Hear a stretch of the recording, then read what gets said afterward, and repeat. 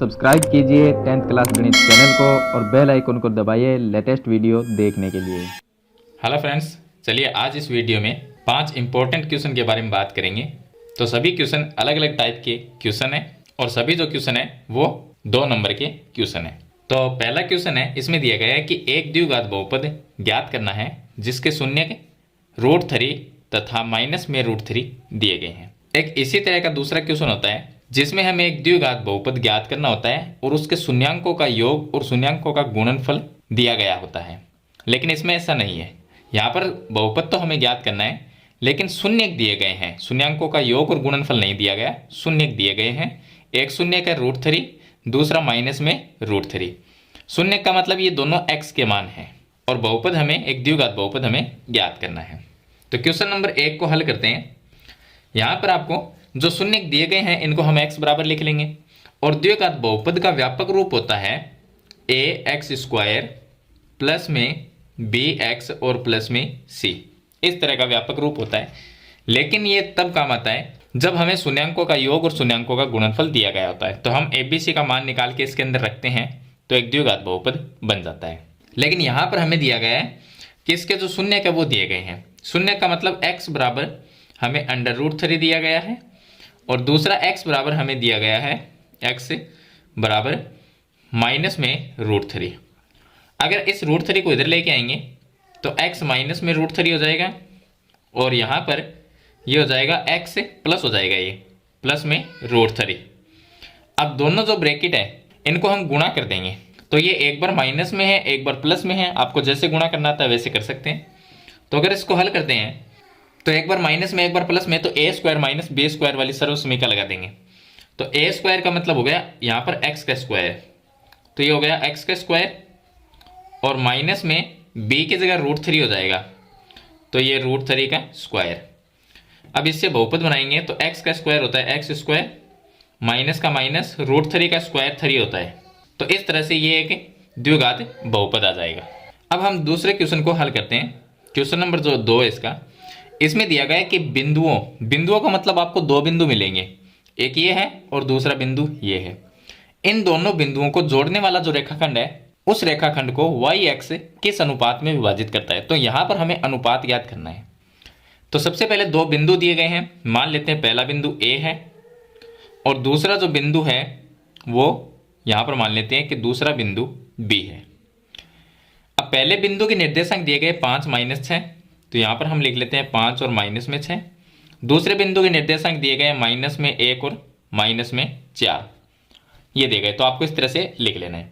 अब ये कह रहा है कि इन दोनों बिंदुओं को जोड़ने वाली जो ये रेखाखंड है इस रेखाखंड को y-अक्ष किस अनुपात में विभाजित करता है। तो इसका हमें अनुपात ज्ञात करना है, यानी कि m1 अनुपात m2, ये हमें ज्ञात करना है। तो हम ये मान लेते हैं यहाँ पर कोई बिंदु है, y-अक्ष वो इस तरह से होती है, x-अक्ष और y-अक्ष होती है, तो y-अक्ष इस तरह से होती है। तो y-अक्ष किस अनुपात में, y-अक्ष पर x का मान 0 होता है। तो यहाँ पर लिख देंगे y-अक्ष पर x का मान 0 होता है, x का मान 0 होता है। अगर हमें यहाँ पर x-अक्ष की पूछता तो उसमें y का मान 0 होता है और y-अक्ष पर x का मान 0 होता है। इसका मतलब यहाँ पर जो बिंदु है, मान लीजिए कोई भी एक बिंदु है, तो इसमें x और y का मान क्या होगा। तो y के जो y-अक्ष है उस पर x का मान तो 0 होता है, तो इसकी जगह 0 लिख देंगे और y का मान y रहेगा। अब यहाँ पर हमें अनुपात ज्ञात करना है। तो अनुपात ज्ञात करने के लिए 2 फॉर्मूले हैं, एक तो x बराबर लिखते हैं, एक y बराबर लिखते हैं। लेकिन यहाँ पर x का मान 0 है, y-अक्ष पर x का मान 0, तो हम x वाला फॉर्मूला काम में लेंगे। तो x बराबर होता है m1x2 प्लस में होता है m2x1 और इसके बटे में होता है m1 प्लस में m2।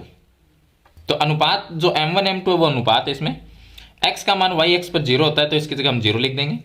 तो ये आ जाएगा 0 बराबर में m1 का मान हमें ज्ञात करना है, m1 गुणा में x2 का मान। देखिए ये x1 है और ये y1 है, ये x2 है और ये y2 है। तो वो x2 का मान माइनस में 1 है, -1 आ जाएगा और प्लस m2 का मान हमें ज्ञात करना है और x1 है इसका मान आ जाएगा 5 और बटे में m1 प्लस m2 ये आ जाएगा। चलिए आगे हल करते हैं। तो इसके बट्टे में 1 लिख सकते हैं, वज्र गुणा कर लेंगे। तो 1 को अगर इस संख्या से ऊपर वाली से गुणा करेंगे तो ऐसी कैसी आ जाएगी। तो माइनस में 1 को m1 से गुणा करेंगे, माइनस में 1 m1 आएगा, प्लस में 5 को m2 से गुणा किया तो ये आ गया 5 m2, बराबर में m1 प्लस m2 को 0 से गुणा करेंगे तो ये हो जाएगा 0। अब ये है माइनस में 1 m1 और 5 m2 है, इसको इधर लेके आएंगे तो ये बराबर में माइनस में 5 m2 हो जाएगा। माइनस से ये माइनस कट जाएगा तो यहाँ पर रह जाएगा 1 m1 बराबर में 5 m2। अब आपको m1 के बट्टे में m2 को लेके आना है, तो m1 के बट्टे में हम m2 को लेके आएंगे और इधर रह गया 5, तो 5 के बट्टे में ये जो 1 है इसको लेके जाएंगे, तो यानी m1 का मान 5 है, m2 का मान 1 है। तो इसको हम ऐसा लिख सकते हैं m1 अनुपात m2। तो बराबर में लिख देना, m1 का मान 5 है, ये आ गया 5, और m2 का मान 1 है तो अनुपात 1। तो इस तरह से हम अनुपात ज्ञात करते हैं। अब देखिए क्वेश्चन नंबर 3 को हल करते हैं। इसमें एक दिया गया हमें कि 7.6 सेंटीमीटर लंबा एक रेखाखंड खींचना है और इस रेखाखंड को 1:2 में विभाजित करना है। तो सबसे पहले आपका काम होगा कि आपको एक 7.6 सेंटीमीटर का लंबा एक रेखाखंड खींचना है। तो यहाँ पर हम एक रेखाखंड बनाते हैं जिसकी लंबाई होगी 7.6 सेंटीमीटर। तो ये हो गया 7, उसके बाद में यहाँ पर ये हो गया 6। तो 7.6 सेंटीमीटर का एक रेखाखंड बना देना है। अब इसका नाम लिख देंगे, ये ए बिंदु हो जाएगा और ये बिंदु बी हो जाएगा। तो रेखाखंड तो हमने खींच दिया। अब इसे 1:2 में विभाजित करने के लिए ये जो रेखाखंड आप बनाओगे इसके साथ में नीचे की तरफ एक न्यून कोण बनाते हुए आपको एक किरण खींचनी है। तो इस तरह से न्यून कोण मतलब 90 डिग्री से कम होगा, लेकिन कितने का होगा ये कोई ज़रूरी नहीं है, ना इसमें लिखा होता है। तो आपको न्यून कोण बनाते हुए एक किरण खींचनी है। इस तरह से आपकी किरण खींच दो न्यून कोण बनाते हुए। अब इस किरण का नाम यहाँ पर ए है तो यहाँ पर x लिख देना, ये ax एक किरण हो गई। अब अनुपात कितना है, 1:2 है। अगर दोनों को जोड़ते हैं तो 3 होता है, अगर 1 + 2 करते हैं तो 3 होता है। तो यहाँ पर आपको 3 चाप काटने हैं। कहाँ पर, जो किरण हमने खींची है उसके ऊपर 3 बराबर चाप काटने हैं। तो हम ये मान लेते हैं, अब आप प्रकार से भी काट सकते हो और आप स्केल की सहायता भी ले सकते हो। तो पहला चाप है, हम ये मान लेते हैं कि पहला चाप यहाँ पर आएगा, और दूसरा चाप हम ये मान लेते हैं कि यहाँ पर है, और तीसरा जो चाप है वो हम यहाँ पर मान लेते हैं कि तीसरा चाप यहाँ पर आएगा। तो इस तरह से चाप बराबर होने चाहिए। तो अगर इसको A1 नाम देंगे तो ये A2 होगा और ये A3 होगा। अगर यहाँ पर A लिखा हुआ है तो A1 A2 A3 लिख देना। अगर यहाँ पर B लिखो आप तो B1 B2 T3 लिख दो। अब आपको क्या करना है कि लास्ट वाला जो पॉइंट है A3 उसको B के साथ में मिलाना है। तो इस तरह से आप स्केल से इसको मिला दो, B को और A3 को मिला देना है, ऐसे मिलाना है। मिलाने के बाद में अब जो A3B है उसके समांतर एक रेखा खींचनी है। कहाँ पर खींचनी है, इसमें ये देखना है छोटा अनुपात 1 है तो A1 पे जाएंगे, यहाँ पर A1 पर जाएंगे। A1 से हमें समांतर रेखा खींचनी है A3B के। तो समांतर खींचने के लिए आपको प्रकार को काम में लेना है, यहाँ पर प्रकार रखना है A3 पर, और पहले आपको इस तरह से एक चाप काट देना है, इस तरह से। यहाँ पर प्रकार को रखना है और एक चाप है वो आपको इस तरह से काट देना है। जितना यहाँ पर आपने प्रकार को घुमाया है उतना ही आप A1 पे घुमाओ, यहाँ पर रखो और इस तरह से A1 के ऊपर इसको घुमा देना है। घुमाने के बाद में आपको दूरी नापनी है। कौन सी दूरी, यहाँ से ये जो चाप कटा है ये दूरी आपको नापनी है। ये दूरी नापने के बाद में इतना ही एक चाप काटना है, यहाँ पर इसके ऊपर रखना है जो आप पहले चाप काटा था इसके ऊपर, यहाँ पर इस तरह से। यहाँ पर चाप काटने के बाद में अब आप इसे मिला दो A1 के साथ में। तो ये A1 है और जो हमने चाप काटा है उसको मिला दो, इन दोनों को ऐसे मिलाना है और इसको आगे बढ़ा देना है यहाँ तक, जो AB रेखा जा रही है, AB जो रेखाखंड है वहाँ तक। तो AB रेखाखंड को हम ये मान लेते हैं कि बिंदु P पर मिलता है। यहाँ पर ये जो बिंदु है यहाँ पर ये काटता है। तो अब ये जो बिंदु P है, यहाँ पर जो बिंदु आया है, ये बिंदु इस रेखाखंड को 1:2 में विभाजित करता है। तो इधर तो हो गया अनुपात 1 और इधर हो जाएगा 2। तो इस तरह से 1:2 में एक रेखाखंड को हम विभाजित कर सकते हैं। रेखा कितनी बड़ी हो छोटी हो, इस तरह से आपको विभाजित करना है। अब इसकी रचना भी आपको लिखनी है, तो मैं रचना एक कुछ चरण है वो मैं आपको दिखा देता हूं किस तरह से आपको लिखना है। रचना के चरण में देखिए, सर्वप्रथम हमने रेखाखंड ए बी 7.6 सेंटीमीटर खींचा। तो ये मैंने आपको एक रेखाखंड यहाँ पर खींचा था हमने ए बी, जिसकी लंबाई 7.6 सेंटीमीटर थी। उसके बाद में ए बी के साथ न्यून कोण बनाते हुए हमने किरण ए एक्स खींची। उसके बाद में हमने ये किरण खींची थी ए एक्स। 3 नंबर पॉइंट में किरण ए सी, यहाँ पर ए एक्स है, किरण जो ए एक्स है, ए एक्स पर 1 + 2 3 बराबर चाप काटे। यहाँ पर हमने 3 चाप काटे थे, A1 A2 A3। उसके बाद में बराबर चाप काटे थे, तो इस तरह से आपको लिख के दिखा देना है कि तीनों चाप बराबर हैं। A3 को हमने B से मिलाया था, तो लास्ट वाला जो चाप था देखिए A3, इसको हमने B के साथ में मिलाया था। चलिए उसके बाद में 5 नंबर पॉइंट में A1 से A1P समांतर A3B खींची। तो यहाँ पर देखिए ये जो है A3B और A1P, ये दोनों हमने, ये तो पहले खींच दी थी, उसके बाद में ये इसके समांतर खींची थी। जो पहले वाली लाइन थी ये A3B, इसके समांतर ये खींची हमने, जो AB को P पर मिले। अब यहाँ पर देखिए इसको जब आगे बढ़ाया तो यहाँ पर हमने बिंदु P लिख दिया, तो P पर मिले। और लास्ट में हम लिख देंगे कि AP और BP इनका अनुपात 1:2 होगा। देखिए ये हो गया AP और ये PB, तो ये 1:2 हो जाएगा। तो इस तरह से एक रेखाखंड को आपको अनुपात में विभाजित करना है। चलिए अब देखिए क्वेश्चन नंबर 4 और क्वेश्चन नंबर 5। क्वेश्चन नंबर 4 दिया गया है कि इस तरह का आपको एक चित्र मिलेगा। एग्जाम के अंदर ऐसा क्वेश्चन जरूर आएगा जिसमें एक छायांकित भाग का आपको क्षेत्रफल ज्ञात करना हो। अब आकृति कैसी भी हो सकती है आपके पास में।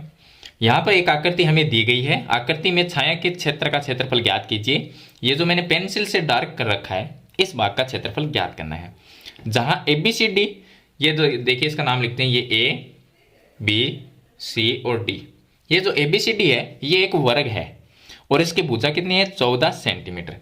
तो इस वर्ग की भुजा यहाँ से लेके और यहाँ तक 14 सेंटीमीटर है। अब वर्ग होता है उसके चारों भुजाएं बराबर होती है, तो ये 14 सेंटीमीटर है, तो BC भी इतनी होगी और CD भी इतनी होगी और AD ये भी इतनी होगी। अब हमें इस छायांकित भाग का अगर क्षेत्रफल ज्ञात करना है तो इसका आपको तरीका पता होना चाहिए कि कैसे हम इसका क्षेत्रफल ज्ञात करेंगे। देखिए यहाँ पर आप अगर थोड़ा सा दिमाग लगाते हैं तो हम ये जानते हैं कि ABCD इसके अंदर एक वर्ग है और इस वर्ग के अंदर 4 वृत्त बने हुए हैं। अगर इस वर्ग में से 4 वृत्त को बाहर निकाल दें तो पीछे क्या रहेगा, छायांकित भाग रहेगा। मतलब कहने का कि ABCD वर्ग है, इसके क्षेत्रफल में से हम माइनस कर देते हैं 4 वृत्त का क्षेत्रफल, तो छायांकित भाग का क्षेत्रफल आ जाएगा। तो हम ये लिखेंगे कि छायांकित भाग का अगर क्षेत्रफल ज्ञात करना है, यहां पर लिख देंगे छायांकित भाग का क्षेत्रफल बराबर में हम लिखेंगे कि वर्ग का क्षेत्रफल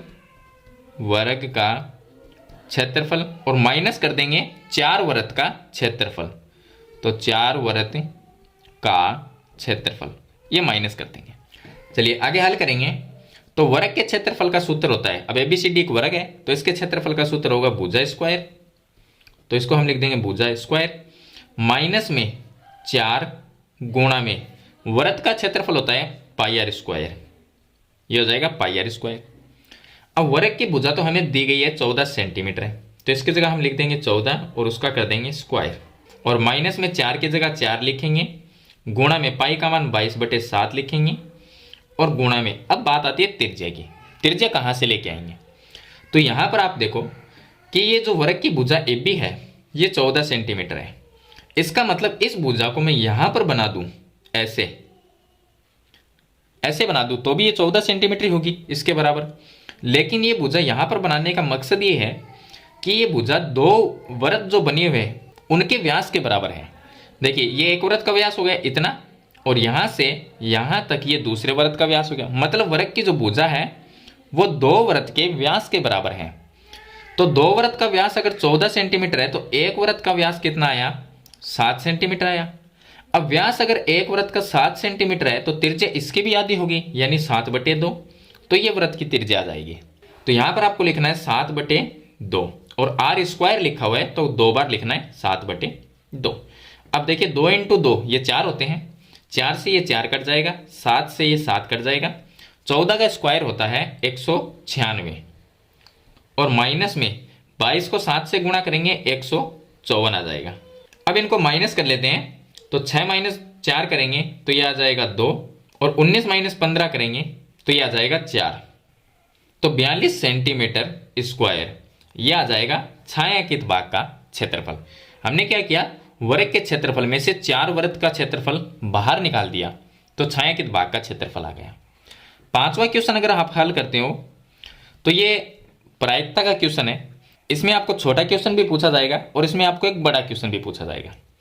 तो प्रायिकता का सिंपल है क्वेश्चन, आसान बहुत है।